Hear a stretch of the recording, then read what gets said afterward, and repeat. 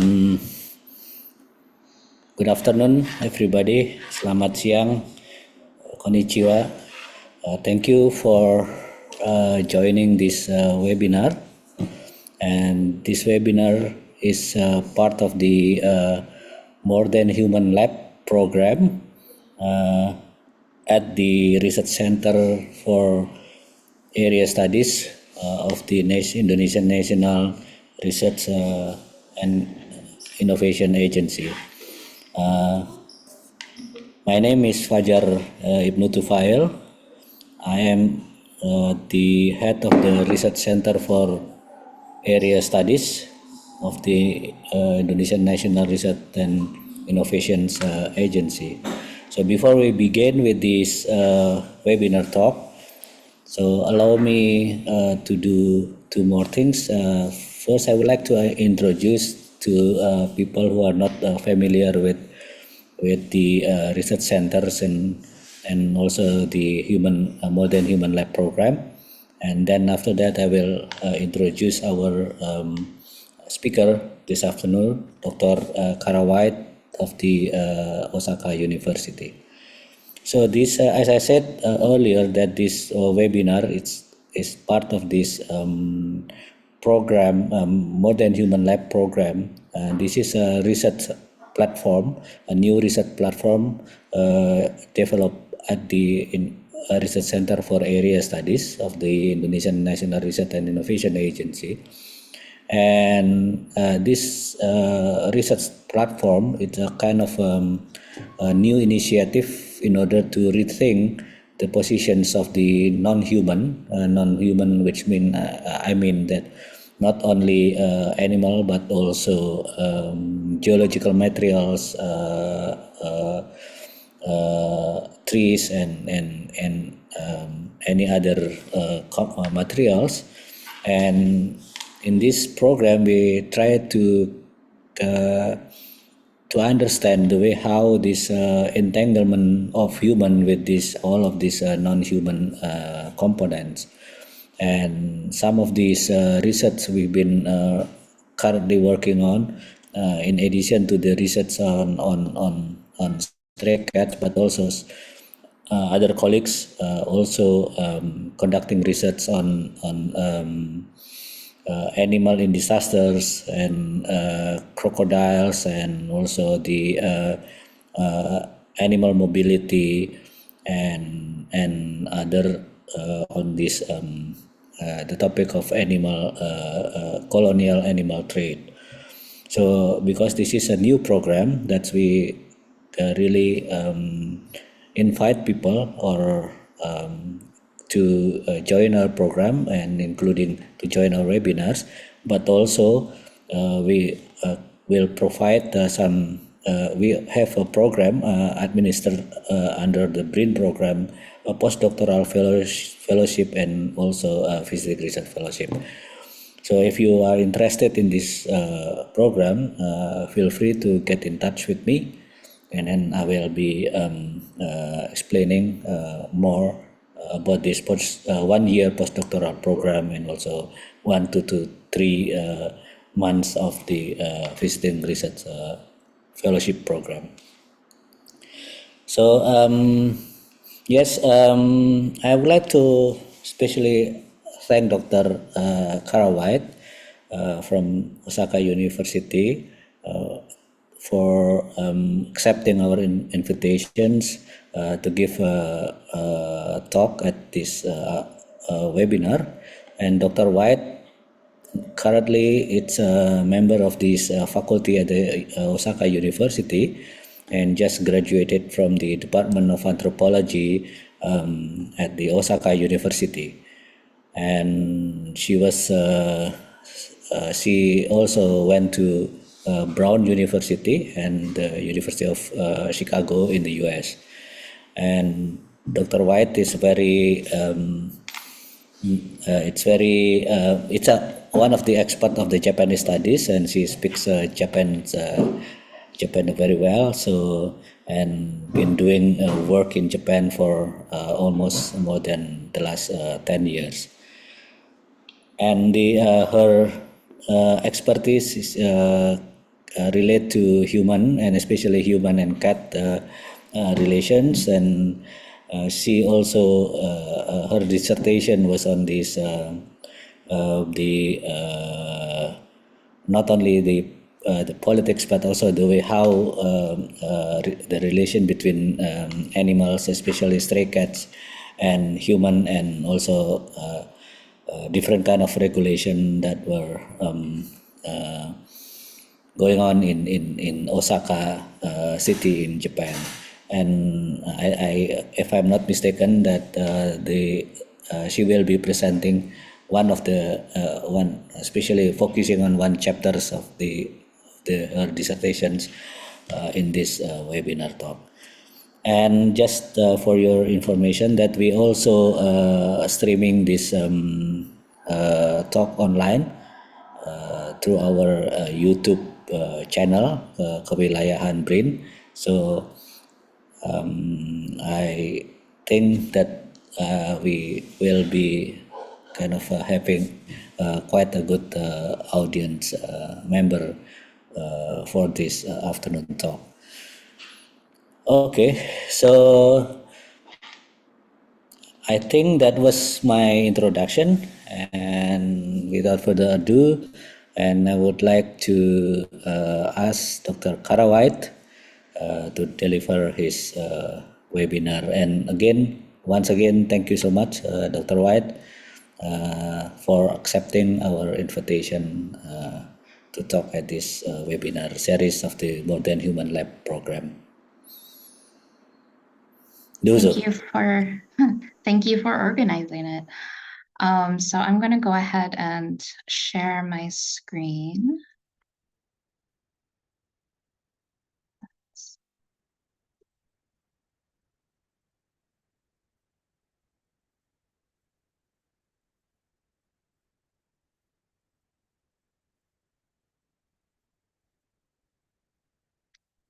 Okay, so everyone should be able to see my slides, correct?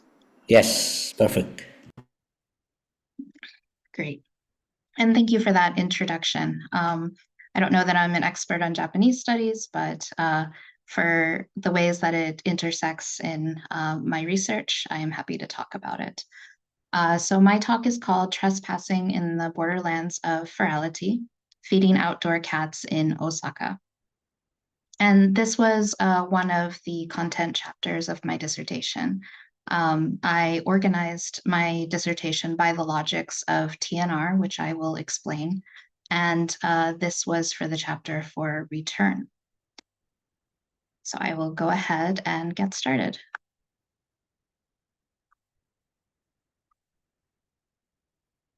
My computer will cooperate. All right.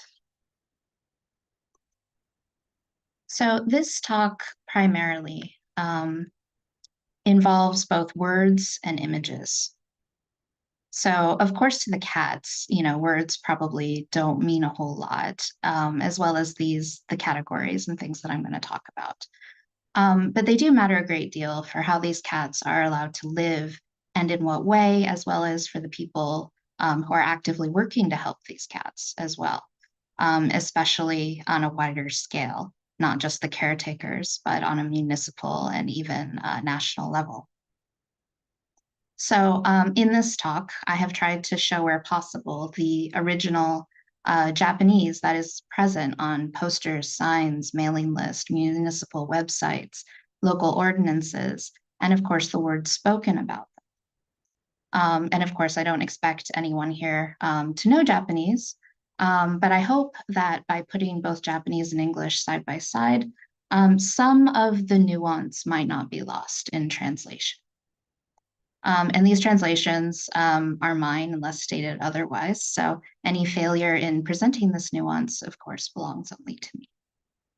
There are also a lot of images in this presentation. Words, images, and everything behind them are what comprise the content for this talk. So I did my research in the Kansai region.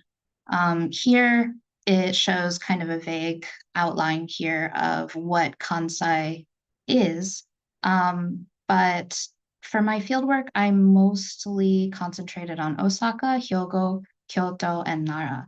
But for this talk, this chapter in particular, I'm focusing on Osaka. My fieldwork as a whole, roughly, was from June 2019 to September 2023. But of course, the pandemic happened and all kinds of other things. So there were many, many breaks in between. So TNR in Osaka. So TNR stands for trap, neuter, return. And a lot gets focused on the trap and neuter part. And of course, as I mentioned, I will talk more about the return, or what happens after. So this is a newspaper clipping from a newspaper called Friday, and it was published on October 8th, 1993. This shows, sorry, I need to move this out of the way. Okay. All right, so this shows Dr. Yamaguchi here literally operating on cats in this van that they used in the neighborhood. And it's kind of an interesting example here of the ways in which TNR kind of started in Osaka. And it started as this very small kind of, volunteer-led thing, and then has become part of a national organization. A lot of TNR surgeries are sponsored by this organization called Dobutsu Kikin, which not only TNR, but they also raise a lot of money for other kinds of animal welfare things throughout Japan. And they are also headquartered in Osaka. This is an interesting kind of chart. So they put out every year this kind of activity report where they have all of their financial things and is what they did and reports and all that kind of thing. And this is from 2021. And in that fiscal year, they reached 222,222 surgeries. And in Japanese, this is significant because the sound that a cat makes is nya. So any kind of combination of twos becomes nya, nya, nya. So in this case, of course, you get lots of that.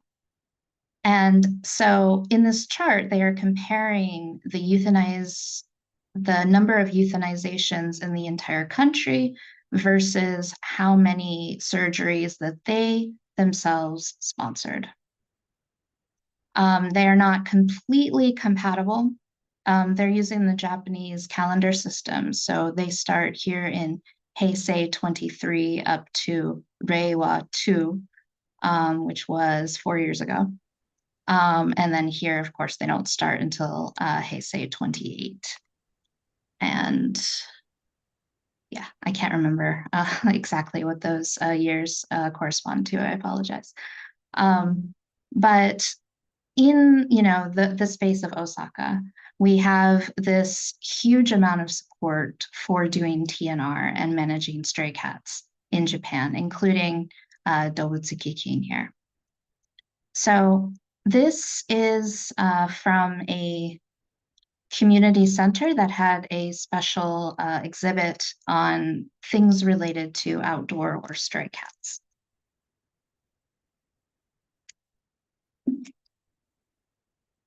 So over here, it basically says how to think about TNR. And I love this image because it shows people literally drowning in the number of stray cats that are constantly being born every year. So it imagines here the first step, which is trapping, then neutering, and then return. And as I mentioned, there's a lot that is focused on the actual surgical part. And I also talked about that in a chapter of mine as well. And involved in this is just an enormous amount of cuts and changes and manipulations of the physical cat, the body of the cat, in order to convert them, to transform them into a cat that has undergone TNR. But here I will focus on what happens after. So after a cat is sterilized and returned to where it was captured, then what happens to it? To do that, I want to talk about a petition that was filed in 2019. So this is a screenshot from a news segment on this petition. So it states here that for over 10 years, this couple had been feeding crows and pigeons in this urban area in the southern part of Osaka. And they called this meiwaku esayai, which is nuisance or trouble feeding. And because of this, finally, a petition was filed. So this couple that were feeding, right? It was just a couple, a husband and wife, who were feeding crows and pigeons by throwing bread all around these public areas, which then, of course, caused birds, but also other pests to gather in parking lots and other various places. And the couple had been arrested previously, but they couldn't be charged under the existing ordinance for the feeding itself. So then this petition was filed. And this is a newspaper article that was scanned and sent to an email list that I had been following. And this email list was a group of women primarily who were feeding cats in a public park. So the members of this group wondered what kind of impact this might have on their activities to take care of the cats within city limits. This particular group, however, I mean, it was part of an official Osaka city system, which is called the Park Cats program, loosely defined. But nonetheless, it is the wording here that is the most important. So here, pigeons and crows are specifically named, but they also used sonota no dobutsu, which other animals. So this inclusive bordering here of other animals kind of brought cats into it. It ensnared them essentially in this public debate about this petition to make feeding illegal, feeding of wild animals illegal. So I highlighted this quote here. So it targets the feeding that causes pigeons, crows, and stray cats as other animals to gather, bringing with them feces, animal noises, and scattered feathers, conditions that are hazardous to human health. The community cats that are being cared for by local residents following set rules are excluded. Nonetheless, it was the cat community, the people caring for these cats, who brought the issue forward that sonota no dobutsu, other animals, was in fact suggesting various kinds of cats. So in the Japanese here, it uses noraneko, which is stray cat, and saying that community cats or chiikineko would be excluded. But how do you define those kinds of boundaries? So city officials asked for public comment to be submitted from October 7th to November 1st of 2019. And this call was copied and shared very widely. And over 1,000 responses were recorded. 1,050 disagreed with the revision, and only 61 agreed. Out of those, pigeons and crows were only mentioned in 23 responses out of over 1,000. So following this, meetings were held to discuss the ramifications of a possible ban on feeding. There were presentations to inform those with concerns of the final version of the ordinance, which then went into effect on December 14th.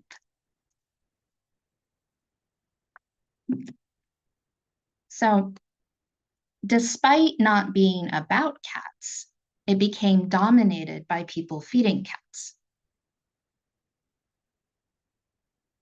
So feeding animals has obviously long been an issue in Japan, where interactions with other animals in urban environments are contested. In this particular case, two things are at issue. The first, as I mentioned, is that sonota no dobutsu, other animals, it draws in cats. And that was the immediate concern among people who feed cats. They asked, what qualifies as other animals? And who would make this determination? And what criteria?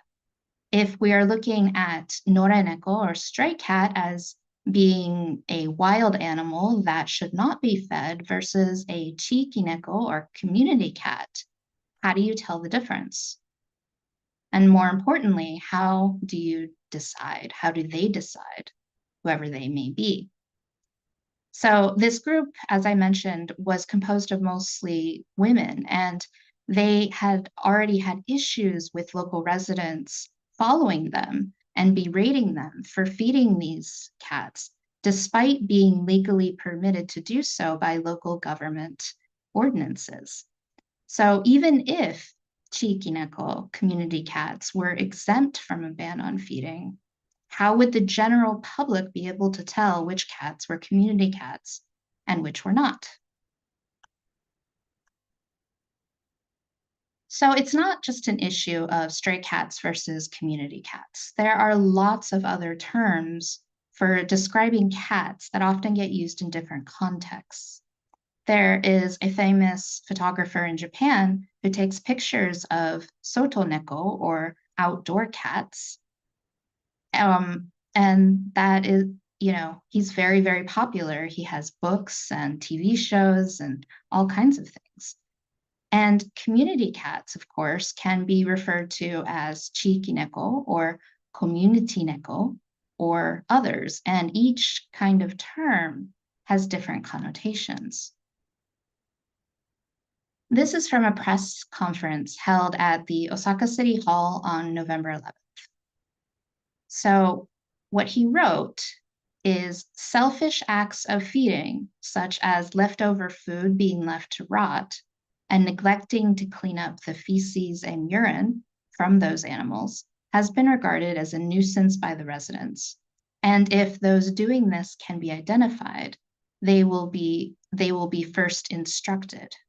There have been many people until now who have been defiant because there wasn't an ordinance against it. Now the rules can be thoroughly enforced because of this ordinance.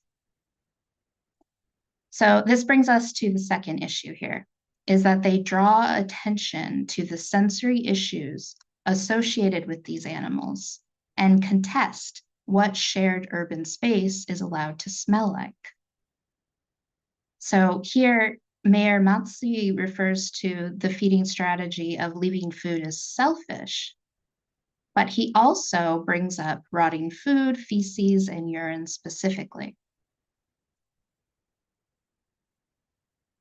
And here's the text of the ordinance revision.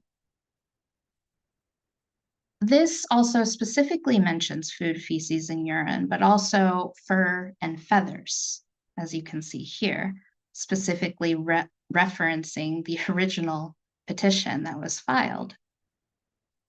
While feeding is not prohibited, as you can see, it is not a regulation against feeding animals. The person who does feed animals in public spaces must not allow the odor caused by feces and other filth to disperse into the surrounding area.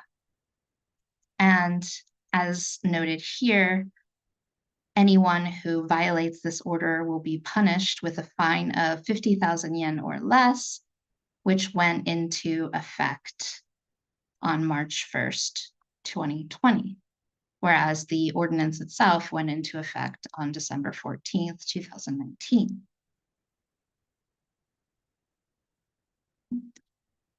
So while you can see the same kind of response to the pigeons, crows, or other animals, nonetheless, it then changes from an issue about feeding wild animals to one about cleaning and especially preventing the dispersal of these unwanted sensory issues. On the Osaka City website, there was a public awareness poster also posted. And there's a lot of interesting here I want to draw your attention to. So on the top left, you can see a picture of the crow and pigeon here, and a man cleaning. So here it says mandatory cleaning to prevent the scattering of remaining food, feathers, and the odor of feces and urine. On the right, a man is offering food to a cat, saying specifically that this is not a regulation against feeding. And it also talks about the fine, at least after being directed to stop. And this is the lower half of the poster that I wanted to zoom in on. So some new information appears. Here, we're also focusing on cats. So it says, in order to create a good place to live concerning community cats activities. So it is emphasizing then another aspect of taking care of cats in the city, which is that of TNR. And this draws our attention to the cats themselves. So on the left, it shows the V cut on cat's ears to show that it has been spayed or neutered. They also call this other kinds of cuts as well. On the right, it emphasizes the useful benefits of surgery, which includes eliminating the noise caused by cats who are fighting during breeding season, and it also reduces or weakens the smell of urine from marking from male cats. As it mentions here, it talks about machi neko or chiki neko here. So machi neko is what Osaka City uses for their community cats program, and the care of these cats afterward, which I'll talk about in a moment. Interestingly, Dobutsu Kikin, which I mentioned earlier, the organization that raises money for these kinds of things, also put out this cute little poster here. So in English, cleaning can't be left to the cats. And down here it says, stop leaving food, which is a rough translation. Yameo, which means like, let's stop. And then okiesa, which means not necessarily leaving food, but it's a reference to a specific practice of leaving in a certain area, creating an area in which food is left, which despite this regulation, actually a lot of people still do. And here they say katatsuke wa, or cleaning or putting things right, neko ni wa deki nya, nyai. In Japanese, it would be usually deki nai, which means can't. But in this case, of course, it's making it cute by changing deki nai to deki nyai, which sounds like a cat. You might also notice, of course, this ear cut here, referring specifically to TNR, even though TNR isn't necessarily what they're talking about here. And here's a picture of a real cat. Her name is Shamu, or Shamu-chan, and she also has an ear cut. She was TNR'd and given that ear cut about, I would say now, 9 years ago. But she was also taken in by the people who had trapped her and done TNR for her. And now she is living the fat house cat life on the 12th floor of an apartment building. And even though I am told by her caretakers that she was very gregarious and very friendly towards people on the streets, when I visited their apartment, she hid and wouldn't let me pet her or touch her at all.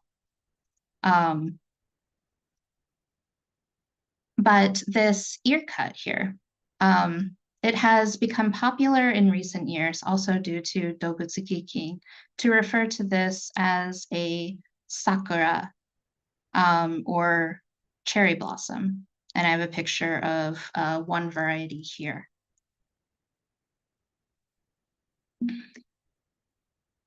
So it is said that this ear cut then resembles this sakura blossom.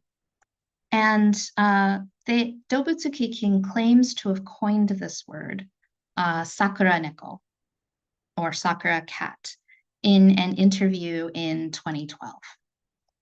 And as I mentioned, as an organization, they do a lot of fundraising, but also marketing events, not just with cats. But one of the issues that they do tend to focus on is promoting TNR and the status of outdoor cats in general. This is from some promotional material and reporting that they did on their early TNR campaign that they did on Ishigaki Island in Okinawa, which has been a very protracted, lengthy ordeal in which people have been poisoning or otherwise killing cats to protect an indigenous rabbit that also exists there. So this kind of rebranding that not only Dobutsuki has done, but others, to refer to this cat who has undergone TNR as a sakura cat is perhaps a necessary one, given all of the issues that outdoor cats have been facing in Japan. So here, this little screenshot up here is a more recent one from the Osaka City website, talking about their Machineko program.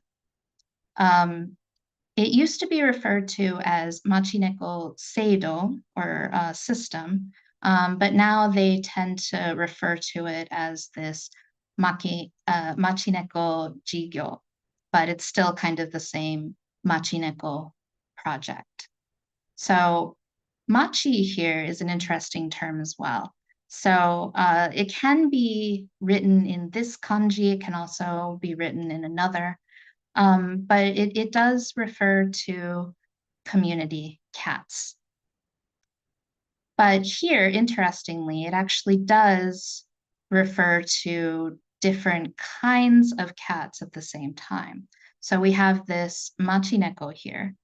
We also have this cat with unknown owner, shoyu fume neko, or unknown owner, which doesn't necessarily refer to them as cats living outside, just unowned cats. And the thing about this system here is that it is intensely bureaucratic. There are so many bureaucratic and paperwork levels to this that it is very difficult for local people to access and use. One of the benefits, however, is that the spay and neutering only costs 2,500 yen per cat, which is quite low. Usually it's about 10 times as much. So this kind of subsidy offered by Osaka City is very attractive. But on the other hand, it kind of refers to this a little bit, but working together has become a series of steps and requirements that are required for anyone to actually participate in this program. And because of that, another petition by another organization of volunteers in Osaka to get rid of that mandate, because basically what it required was getting hanko, or personal seal stamps on all of these documents from each local person who is in charge of each local block in a given area. And because of that, most people actually don't use this system. Some do, but most do not. So, as I mentioned here, we have these two ways of referring to cats. Oddly enough, I translated this as local residents, but Chiki Jumin, which mean kind of like a community resident, they do not actually use this term, Chiki Neko, to refer to cats. Instead, they use Machi Neko to mean community cat. So then what is a feral cat? The English, feral cat, it can mean a lot of different things if you're looking at the Japanese terms. It's not a simple difference between wild, feral, or indoor-owned cat. And these are just some of the terms used to describe cats. There are many, many others. So first, I want to draw your attention to here. So here are 3 different ways of referring to community cats in Japanese: machi neko, community neko, or chiki neko. And in English, they all mean community cat, but in fact, in Japanese, their meanings can change, and conventions of naming aren't stable either. A sakura cat, for example, could also be a community cat, but is not always an outdoor cat. As I mentioned briefly a few slides before about Shame-chan, who moved in and became an owned cat, but was still a sakura cat, a TNR'd cat. And some cats decide to stay indoors when it's cold, but revert to their life outdoors when the temperature improves. So generally, noraneko means feral, nora, or noraneko, stray cat here. You can also have a noraken, or stray dog, and also, oddly enough, a Nora Apuri, which is an app that is not distributed through official smartphone stores. So we have community cat. We have a kind of community cat that is part of a community cat program in Osaka. We have a sakura cat, which is a cat having undergone TNR. But looking more closely at Nora, or feral cat, or ferality, does Nora then just mean outside of a system, or the system? And in the case of cats and dogs living outside, is the thing that they are really living outside of human homes or human care, or perhaps only human regulations? Or is it that simple? So some of the literature on ferals and ferality, there's a lot out there. So I just want to draw your attention to 2 examples. So liminality is often applied to the word feral. They're not quite domesticated, they're not quite wild, they exist somewhere in between. Usually that ferality is something with human contact. But cats, especially cats who are not pets, are often given this liminal quality.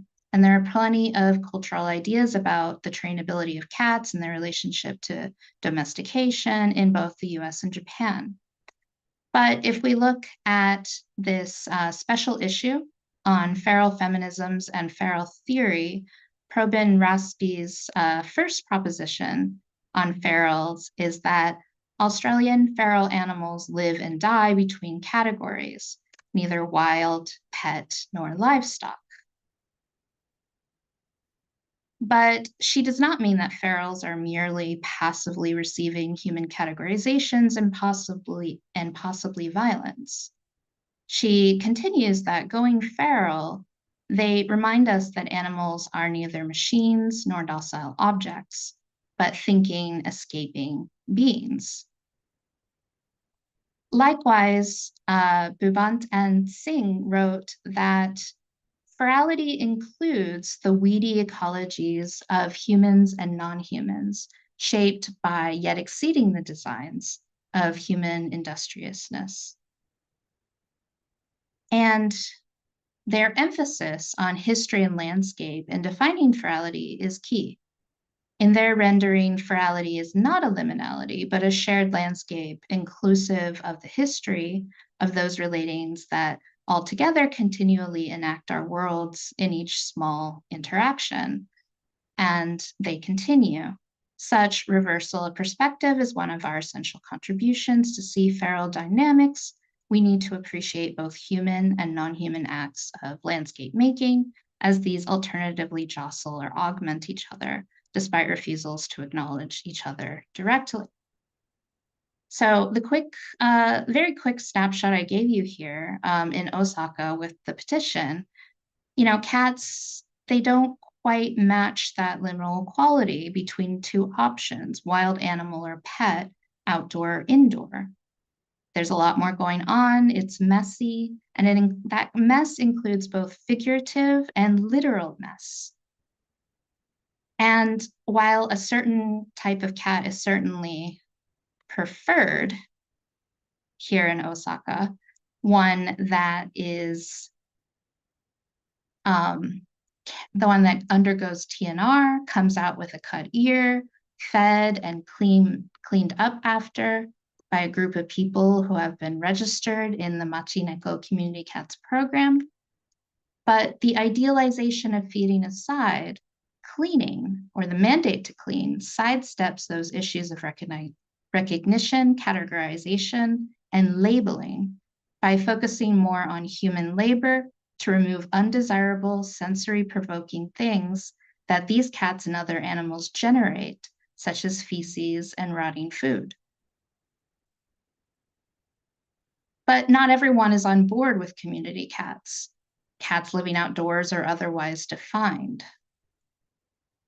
This is a paragraph from the end of a book called basically How to Pick Up Cats, or How to Pick Up Feral Cats, Noraneko no Hiroikata. So here in this paragraph, there's the original Japanese. The two words noraneko and hogo are often two competing ideologies of conceiving of unowned cats. So the former, noraneko, usually translated as stray cat, would perhaps be more usefully translated as feral cat, a cat that lives outside with connections to humans dubious, if it existed at all.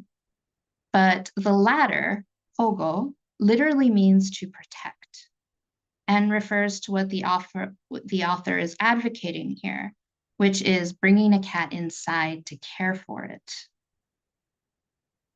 The term hogoneko is used to describe these cats that are brought in by caring individuals, often for the purpose of rehabilitating them for new homes, or in Japanese, sato oya, or a kind of foster parent. And adoption events are then called sato oyakai,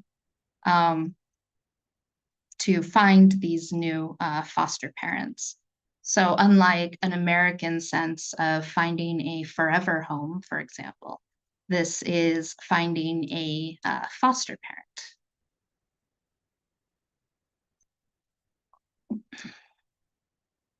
So here, the author, Yamamoto, is arguing for not having cats living outside. She wants all cats to be brought in. And she says that the opinion that we can't do surgery for all of the cats is laughable. the fact that they live by receiving food from humans in order to be surgically sterilized means that they can also be taken inside. So with hogoneko here, we have, in this paragraph, 4 ways to refer to cats. Chiki neko, which is community cat here. Soto ni iru neko tachi, which is, there we go, cats living outside. And then nora to yobareru neko tachi, which are cats referred to as feral. And then finally, we have hogoneko, which is a kind of cared for or perhaps rescued cat. So we then get another line drawn between the outside and the inside, perhaps. But which are inside and which are outside? Are they the same cats? It becomes very nebulous. So returning to the Community Cats program, the problem of regulation and categorization and the physical lines on paper, as well as in the roads and pavements upon which cats live, get folded in. The reality, in the end, with this petition is that, with this system, is that while a cat might be trappable on one city block, but because of these jurisdictional markings, they might not be trappable on the other side of the street. These map markings are, used to administer these governmental processes, and they determine residents, among others. Cats living outside do not stick to these lines. They cross regularly. Their crossings are marked on paper and in their flesh as organs removed and ears cut to look like a sakura blossom. These borderlands are multiple, as are the ways in which cats and humans trespass. So these borders include the borders of meaning in assigned ferality to cats. It includes the physical borders and lived experiences of cats in the city, as well as the borders of municipal regulation. Trespassing then covers concrete, food, paper, and flesh. So feeding crows, pigeons, or even cats never became prohibited in Osaka, and it still hasn't. Presence of a cut on the ear, whether or not it was fed by an authorized human working within the boundaries of the city TNR program, none of these categorical or physical markings came to matter. Instead, feeding these animals became an issue of sensory absence, an obligation to clean up afterwards, to make a community without offensive odors or dirty sidewalks, at least within the boundaries of Osaka City. And so I have a map here that represents those kinds of markings on a map. And I have juxtaposed them with these 2 photos, which I love.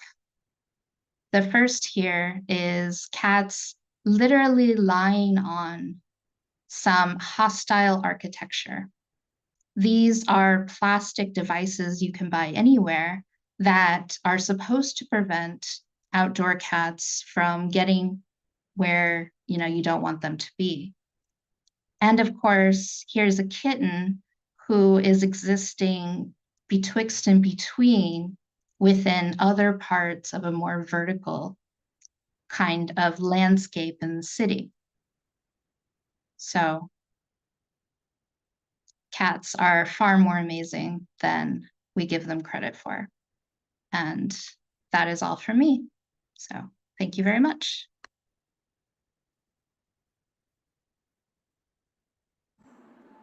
Thank you. Thank you, Cara. That was really very fascinating and provoking topics, and I've learned a lot about this, the situation in Osaka, and especially with regard to these stray cats.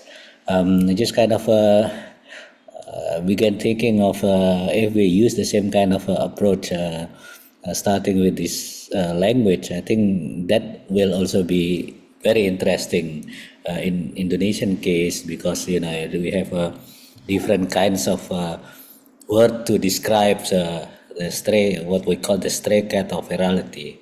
But we can discuss it later on.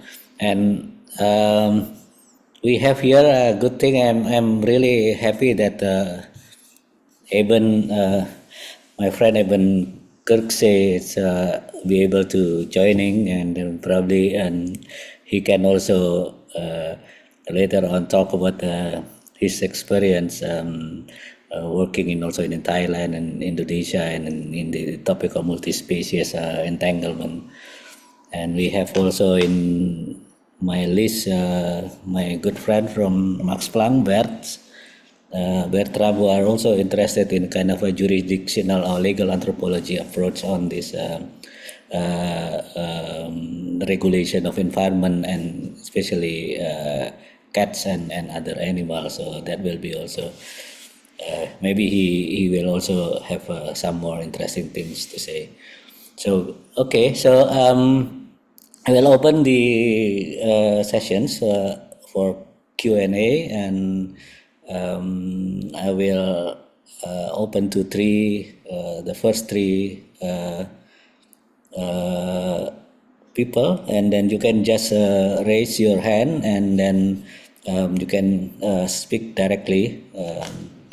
And for those who are on YouTube streaming, you can write your comments or questions on this chat room, and then our colleague will relay that to me, and then I will read the questions for you on Zoom.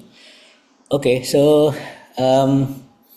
anyone to start with the questions? Yes, Pak Agustan, and then Eben. Yes, Eben Kirksey, Pak Agustan, and one more questions. One more people who want to ask question or comments. Okay, so let's begin with the first two question, Pak Agustan, and then Eben.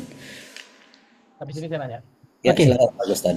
Thank you very much, Pak Fajar. Thank you very much, Cara White, for your very interesting explanation. I just realized that it's very deep, your research about the cat. I miss for the explanation about the Dobutsu Kikin. So when you explain the Dobutsu Kikin, and later on I watch the kanji, there is like a kin, the gold. So what is your guess about the relationship between the feral cat with the Dobutsu Kikin, instead of the meaning of the kanji of the gold in the symbol of the Dobutsu Kikin itself? Do you have any explanation for me? Thank you. Yes, thank you, Pak Agustan. I will collect the question first, and then I let Cara to answer answer them. Okay, next, Eben, please, silakan. Selamat sore ke teman-teman di Indonesia. Banyak terima kasih kepada Pak Fajar, and I'll ask my question in English. So thank you, Cara, for this lovely talk. I was wondering if you might theorize wildness alongside ferality. There's a new sense of wildness that's emerging in urban landscapes, and if you follow Sarah Franklin's thinking on this, wildness is not just something that's opposed to the civilized, but it can imply like a wild night out, or a sense of risk and encounter. And alongside that, I was wondering kind of what the ontological dimensions of ferality or wildness might be. How you might conceptualize the ontology, specifically in relation to disease. I mean, these aren't necessarily just kind of spectral invocations of you know, bad smells and things that are unpleasant, but you know, cats catch bats, cats can catch rats, not to mention the kinds of diseases that they pass amongst each other. So is there is there an epidemiological dimension without kind of demonizing the cat, but is there a way to kind of hold biophilia and biophobia together as you think about these interspecies, urban, feral, and wild encounters? Thank you, Evan. Yes, I think we have Pak Oni. The third questions, maybe before I ask Cara to answer, Pak Oni silakan. Thank you, Pak. Thank you, Pak Fajar, and thank you, Dr. Cara White, for your excellent presentation. So I have a better understanding on the issue now. Some issue, it's still quite new. You start with the explanation on the number of cat in Japan and the trend of euthanasia, and then later you explaining with the how you define the ferality cat, which is, I think that will be your contribution, and by saying the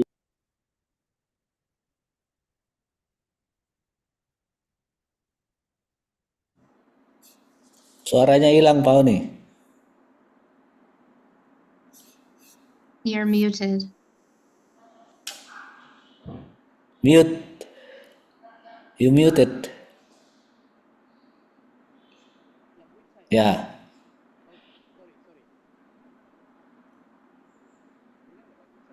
Ya, silakan dilanjut. Oh, kedengeran. Okay. My question is on how you will contra-argue what Yamamoto mentioned on the overpopulated cat, and then basically the ferality is try to control the population. I'm sorry, I can't really hear you. Suaranya hilang, Pak. Punya Pak Agustan boleh nggak? Okay. Pak, pakai punyanya Pak Agustan. So I sit next to my colleague. So I will ask the question using his computer. So my question is, how you respond to the Yamamoto 2019, I think, when he mentioned that the purpose of to control the overpopulated cat, the ferality, by giving them only for one generation, then to live with us outside for one generation. And for him, it's laughable why you don't take it all the cat to be inside the house. That's his question. So my question is, what is the answer for Yamamoto based on all of your presentation? Maybe you can give me what is the contra argument for Yamamoto. Thank you, Dr. Cara White. Okay. Yes, please, Cara, you can directly answer the questions. Okay, so the first question was on Dobutsu Kiking specifically, and on the kanji for the organization itself. The organization primarily is a financial one. They do, of course, a lot of marketing. I showed quite a few posters and other kinds of material from them. So they do quite a lot of education and outreach, but primarily they are considered to be this kind of fundraising organization primarily, and that is a lot of what they do. They do fund these surgeries, not only they do it on many different levels, actually. So, sorry, I'm echoing. Yeah. So they offer vouchers, for example, to individual people who apply, They also sponsor 3 different nonprofit organizations and basically pay for all of the surgeries that they do in a given year. And they also do these kinds of political kinds of pushes in different ways. So what they actually do is quite diverse, but their name kind of gestures towards that financial aspect, which I hope answered your question on that. So the other 2 questions were primarily about ferality. So first, I'll answer the 3rd question about the book, so which I happen to have here. So it was mostly written by someone else, but it was also sponsored by Yamamoto-san, who wrote this kind of essay at the very end. Throughout the entire book, actually, TNR and those kinds of activities aren't even mentioned. They don't even get brought up until the very end of the book, which is why it's a very interesting kind of book, because they are advocating for many different things. First, it's toward a world where people don't buy their pets, they rescue them. There isn't a very large system of shelters and things like that, like you would see in the US, for example. Instead, it tends to be on a very, very individual level. Even at large surgery events, those events are comprised of people who apply for spots on the program and bring their own cats that they have trapped. So even though they are larger gatherings and even funded by organizations like Dobutsu Kucing, it is still highly, highly individual. And so within a system like that, where there isn't very much of a shelter system where you can just go and pick out your next pet, you know, we don't have the whole like adopt, don't shop kind of rhetoric that you would see in the US, for example. So on the one hand, they are advocating for that, for rescuing your next pet cat instead of buying it, which also brings up a lot of issues, which might speak more to Eben's question on biophobia, which is putting the cat in another room apart from any other pets that might be there until they can get all of the necessary veterinary care. It also gives a lot of instruction on how to identify issues and give them all of the kinds of care and shots and things that they might need because they lived outside, because they were born or thrown out and otherwise ended up out of a human home. But she is also arguing for an end to outdoor cats, an end to stray cats, which is a very radical position that is taken. Usually people are somewhere in between. They will take the cats who are very friendly and then try to find homes for them. And then they'll leave the more wild kind of cats outside. So within all of the, you know, it's a huge plurality of practices within Osaka and Japan more broadly. And so within all of these different opinions, Yamamoto-san is arguing then for one in which cats exist inside and are cared for only by humans on human terms, but has a counter argument that's a little difficult to do. I think because the situation is such that there is no real agreement on what is the best way to care for cats, where cats should be and where they should not be, that you know, and perhaps a failure of this chapter in general is that it does suggest more of a, homogenous kind of perspective on how people care for cats and how they conceive of cats than is perhaps warranted. Although I do try to gesture towards the messiness and kind of multiple meanings that are given to cats. So that's the best thing that I can do.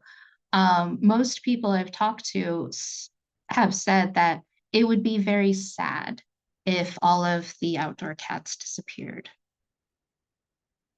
So that's the best answer I can give you. For Eben's question, that's a very difficult thing to go over. So I focused on all of these Japanese terms for describing cats.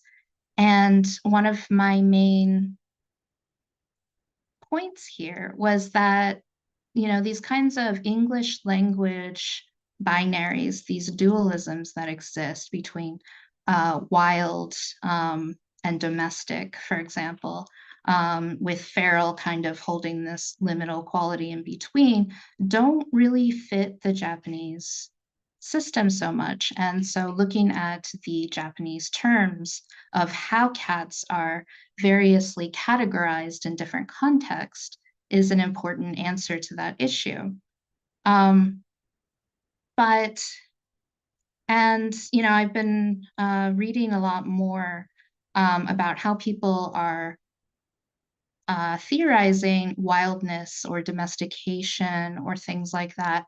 And it includes a lot of linkages to a lot of other systems. For example, linking domestication with a more, colonialist, neo-colonialist, teleological, progressive kind of idea of, Western progress or something like that is also very interesting.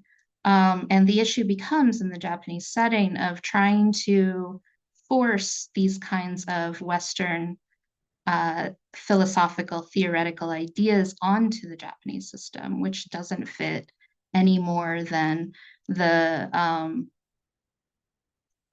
categories in Japanese that people are trying to force onto cats.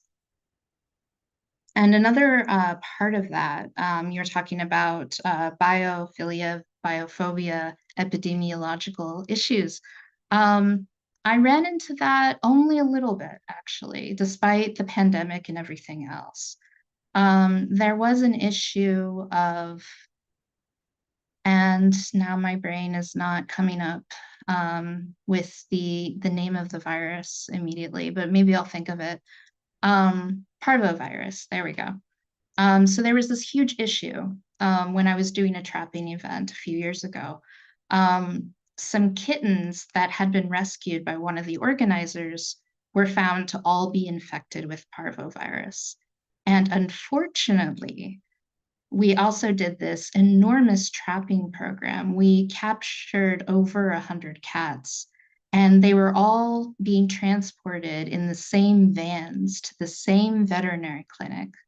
And for those who aren't aware, parvovirus is extremely, I just lost the word, infectious. It is so easily transferable, and the survival rate is extremely low.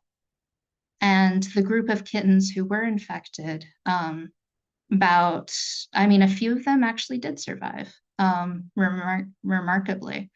And the rest were all given shots. And this was a huge surprise. It became this enormous issue that happened a couple days into the event. And suddenly people were talking in hushed tones. And then suddenly, they didn't want any cameras, no audio recording. And I never really got to the bottom of that, which I regret. But, when your interlocutors basically refuse to explain, refuse to give background or answer your questions or anything, there's not much you can do on that. But besides that one issue, it didn't really come up. Mostly what people are concerned with are these kinds of sensory issues of cats fighting. It's very noisy, of cats in heat, of, you know, urine marking everywhere, of feces, and all these kinds of sights and smells and sounds that people are very angry about, or alternatively on protecting wildlife, because cats are very good hunters, and people who are bird watchers tend to really, really dislike cats. And it doesn't quite get to the level that I've read about in Australia, for example. But people, you know, incidents of people poisoning cats or otherwise injuring them, there are just so many, and especially with the Ishigaki case, or the Amami Island, I'm not quite remembering, with the indigenous rabbit and those kinds of issues there, it just became this demonizing of cats for their role in killing wildlife, rather than being more of a fearing of infection, but perhaps I'm reading too much into your question.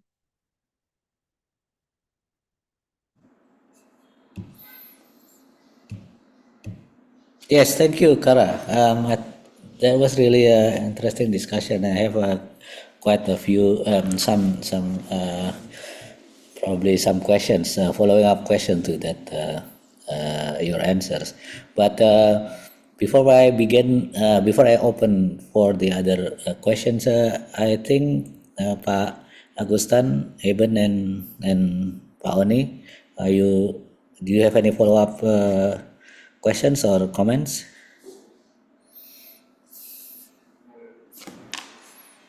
Okay, if there is no follow-up question or comments, and then I'll open for the second round of questions.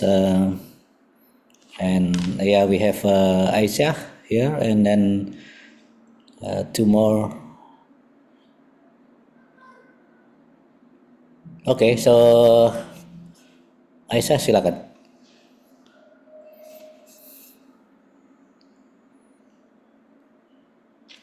You're still muted.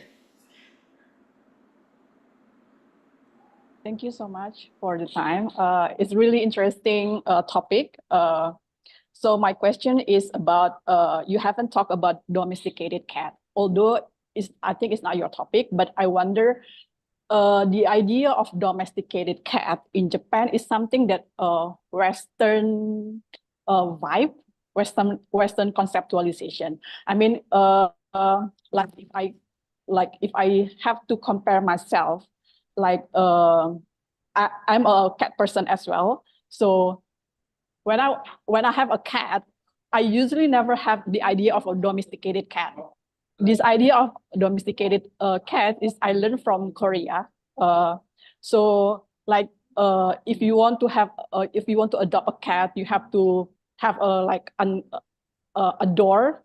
So inside door, before you have an entrance, you also have to have a kind of like a net door, and then you have to cut the nails cat. So that kind of idea for me is kind of, wow, this is very new idea. So I think my own experience to have a cat is somewhere like you said, is a ferality practices. So my question is, I wonder whether the idea of domesticated cat is also kind of like a Western conceptualization in Japan, or is something that Japanese people already has this kind of practice. Yeah, thank you so much. Yeah, I can ask a follow-up question. So when you talk about domesticated cats or domestication, do you mean a cat sort of living indoors and being cared for humans in a particular way? Or do you mean the, you know, conceptual systems, the act of domesticating an animal and over a long period of time, and those kinds of things? So what I learned from Korea, because I adopt a cat in Korea. So domesticated cat means my cat cannot be go outside without me. So I cannot let my cat outdoors. That's the first thing. And then the second thing is the caring practices. Like you have to nurture the cat, and then you have to have like another door before your entrance door. So because I live in an apartment, and then you have to get vaccinated for your cat. Like every it's a obligation vaccinated from the government. So that kind of idea, that domestic cat, that's my idea of domesticated cat. That idea I've never learned when I was in Indonesia. So I usually have cats, but I usually let my cat roaming around outside. So never be, so he can stay at home, or he can, they can roaming around outdoors. So that kind of idea, the domesticated cat for me is the kind of idea from the Western, that your cat should be only at home, cannot roaming outside, outdoors.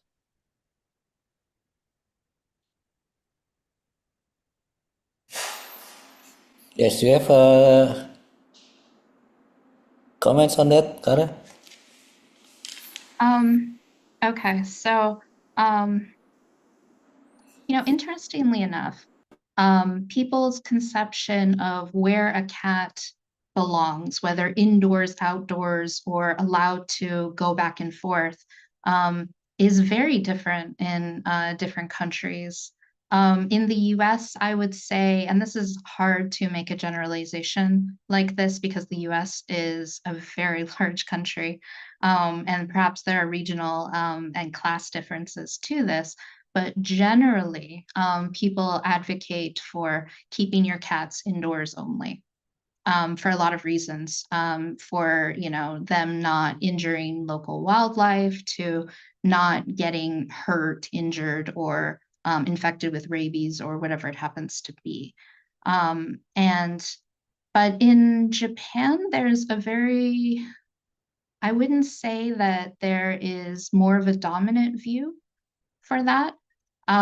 Which is probably why Yamamoto-san's argument was so strong, is because I think a lot of people fit somewhere in between. There are people who only keep their cats indoors. They don't allow them to be out unless they're in a carrier or on a leash with harness or something like that. And yet there are people who let their cat just come and go, where they might not even conceive of the cat as being a pet in the same way that a dog is considered to be a pet. Dogs need to be registered with the local government. You have to put a sticker on the next to your door, actually, to show that you have a registered dog. And there's all of these requirements, but there are no requirements for cats. There are no care requirements. You're not required to get them vaccinated. And in fact, a lot of people don't vaccinate their cats, which is why things like parvovirus are a huge issue. And you're not required to get them spayed or neutered. And the laws against animal abuse are still quite new, in fact. And they're often not able to be enforced because of a concept, at least I heard a lot from my interlocutors, of tatewari, which is the idea that these government systems are kind of separated in a vertical way, where there's this huge border in between, basically, so they don't talk to each other. So, for example, even if like a neighbor who called to complain, even if they knew that a dog or whatever was inside someone's house and that dog was starving because, the owner was in a coma in a hospital or something, or had abandoned them, police could not go in and rescue that dog, even though they knew that the dog was being starved. And so a lot of these issues come up when people try to make these laws. And even though there are fines and everything else, they just can't be enforced for a lot of reasons. So, you know, that by itself makes the Japanese system quite nebulous and hard to define, just simply because there is such a plurality of practices. And really where the acts of regulation come in are not regulating pets and care of pets, but regulating, outdoor noraneko, these kinds of cats outside becomes the focus to regulate what is, public space in the urban setting, sometimes rural. I hope that answered your question. Yes, I think that was really quite interesting and brings me to my question, Cara. And it seems to me that when you're talking about the borderlands, one of the borders that really matters, especially in Japan, it's a regulation and ordinance, and something that really reflect this, the way how Japanese society is, performs. And your point on this tatawari, I think it's very surprising to me, because I didn't realize that it also can be applied to pets, domestic pet. But my question is that, do you think that if we are talking about this kind of borderlining practices in the context for other countries or Indonesia, for example, and do you have any kind of speculative ideas on where this kind of borderlining practices will be found? If in Japan it is mostly in regulation and ordinance and city ordinance and so forth, but what about these other kinds of borderlining practices that might be also existing in different countries?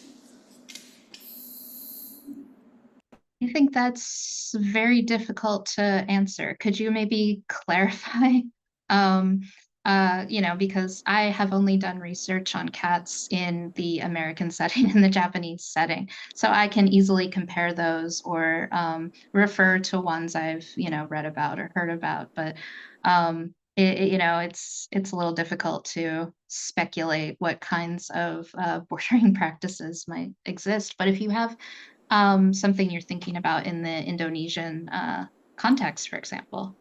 Yeah, I completely understand that will be a very difficult question to answer, but just kind of wondering if in Indonesia, for example, those kind of city ordinance or maybe regulation pertaining to this outdoor cats, for example, there's not I can say there's no specific city ordinance that is regulating this situation of the relating to the outdoor cats.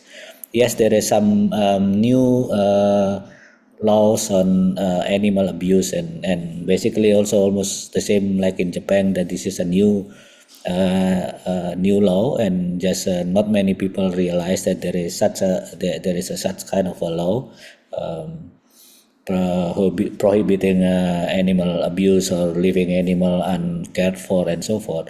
But there is in terms of the urban context, there is no, as far as I know, there is no specific city ordinance that regulate this kind of not only cats but also other animals like dogs, like chickens, for example. So many chickens in Indonesian cities wandering around the street.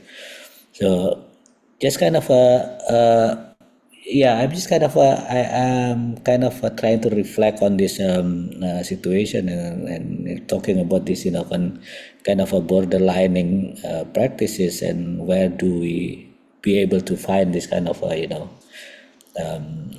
borders. I don't expect that you will be able to answer that. That's kind of if you have any thoughts or ideas on that.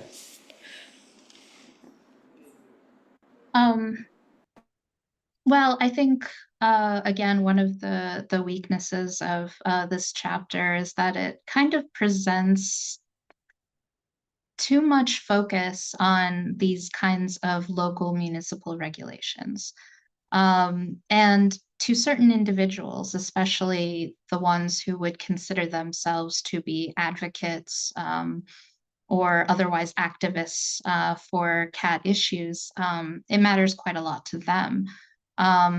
But for most people, just kind of going about their caring practices, it doesn't really matter to them. And in fact, each person has their own kind of way of feeding cats and caring for cats that is not captured by these proposed, these ideal kinds of regulations of,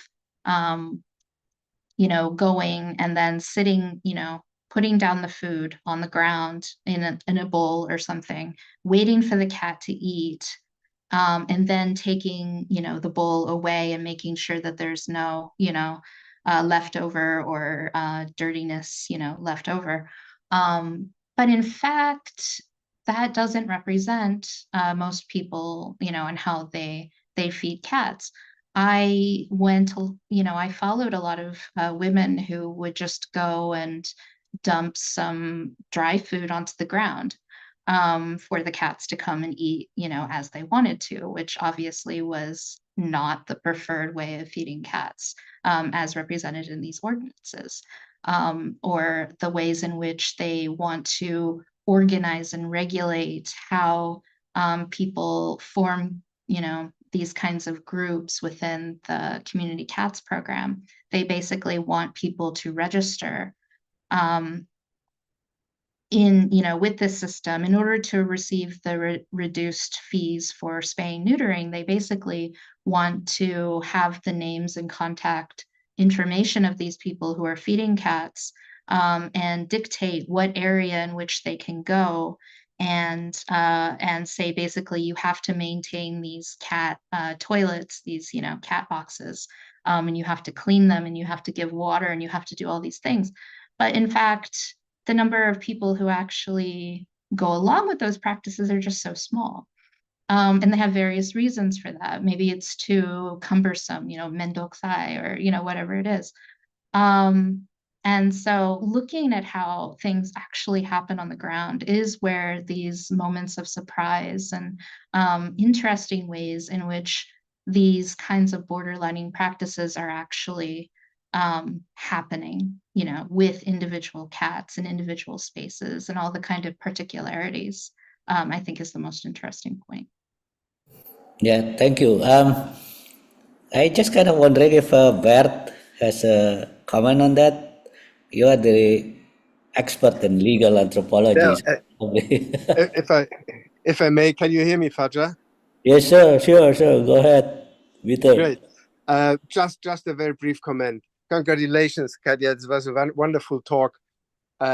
It so clearly showed the co-production of normativity between humans and more than humans. And you so wonderfully showed it's actually, how to say, the human who needs this kind of regulation in order to, cats are maybe not always that much in compliance with regulation, normative regulations or anything, but it is one of the decisive aspects of this interaction that humans have, in one way or the other, to clarify their relationship to other living beings. And this kind of normativity they cannot produce on their own. It's a co-production. And it was a wonderful example. You showed how deep this normativity is rooted in the interstitial spaces between various species who share the same environment and have to get along with one another. So thank you so much for this wonderful presentation. Yeah, thank you, Bert. I'm glad you mentioned about that because I think it's also very nicely answered the question, Eben's question earlier about on the ontology, because this is definitely where the possible kind of theorizing about ontology can also be found. And then I think it will be open up to different kinds of questions and other questions, and especially we are talking about the contextual place of this kind of normative interaction between human and non-human. Yeah, thank you, Bert, and glad to see you here. And then it was nice to see you here again for such a long time. Okay, so we already at the end of this our webinar series time, and if there is any other comments,